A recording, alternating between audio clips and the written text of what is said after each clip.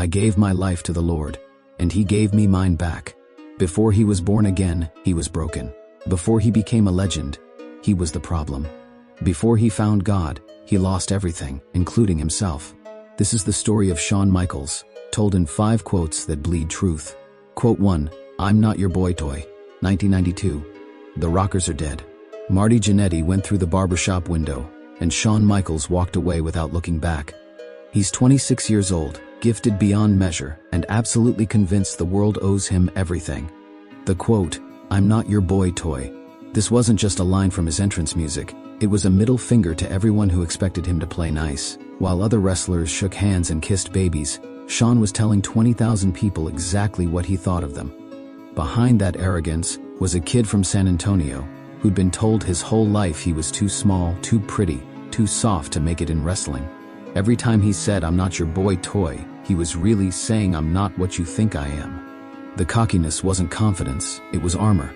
This attitude would carry him to the top of the mountain and eventually push him right off the edge. The same ego that made him a star would make him the most hated man in his own locker room. Quote 2. You were nothing until you met me. 1995. Diesel is champion, but Shawn's shadow is growing longer. They're supposed to be best friends, but success has a way of poisoning everything it touches. In Shawn's mind, he's been carrying Kevin Nash for years, and now Nash has what Shawn believes belongs to him. You were nothing until you met me. 5 words that cut deeper than any super kick. This wasn't wrestling theater. This was Shawn Michaels pulling back the curtain on his own soul. He genuinely believed he was the reason everyone around him succeeded. Not teamwork, not friendship. Him. When you're the most talented person in the room, it's easy to forget you're also just a person in the room.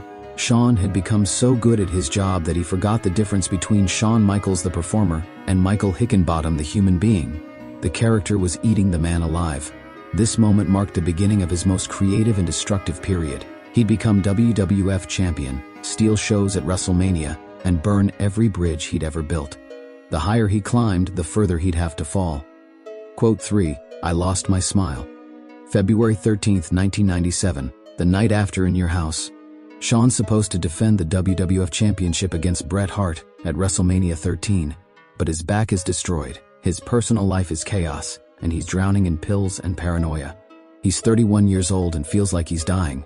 I lost my smile, and I've got to go find it again. This wasn't about losing passion for wrestling. This was about losing himself completely. The smile he'd lost wasn't the character's, it was his own. Behind the scenes, Shawn was spiraling. Pills for the back pain, alcohol for the emotional pain. The man who'd spent years telling everyone he was better than them suddenly couldn't look at himself in the mirror. That promo wasn't manipulation, it was the last honest thing he said before he disappeared.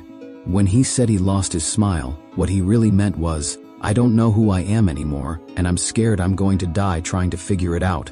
4 years of darkness. 4 years of wondering if the greatest wrestler who ever lived would become another cautionary tale.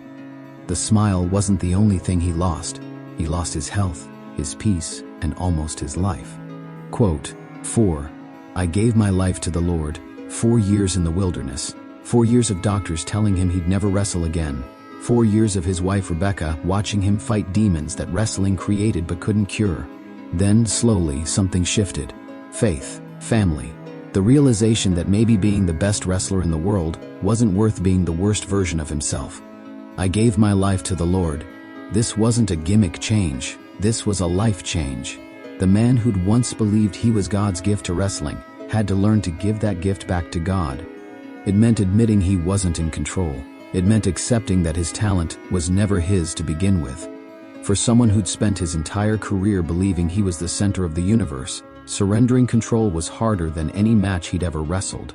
But it was also the only thing that saved him. The return wasn't just about wrestling again, it was about wrestling with purpose. Every match became a testimony.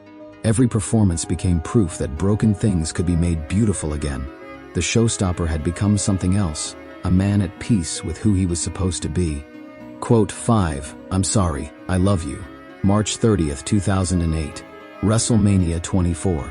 Shawn Michaels stands across from Ric Flair, his childhood hero, his friend, his equal. The stipulation is cruel. If Flair loses, he must retire. Shawn has to choose between his own competitive nature and his love for the man who helped define what greatness looks like. In that moment, Shawn Michaels became everything he'd spent his career claiming to be, and everything he'd spent his life learning to become. The arrogant kid who'd said "I'm not your boy toy" had grown into a man who could say "I love you" to someone he was about to break. Those 5 words contained multitudes. "I'm sorry I have to do this. I'm sorry your career has to end. I'm sorry we both know what comes next. But more than that, I love you enough to give you the ending you deserve, even if it destroys me to do it." The superkick that ended Ric Flair's career also completed Shawn's transformation. The man who'd once cared only about stealing the show had learned to give it away. The Heartbreak Kid had become the heart-giving man. Shawn Michaels' story wasn't just told through championship belts or main events, it was told through words that revealed the distance between who we are and who we become. The cocky kid who wasn't your boy toy, the broken man who lost his smile, the reborn fighter who found his lord, and the legend who learned to love more than he loved winning. The showstopper didn't just steal the show.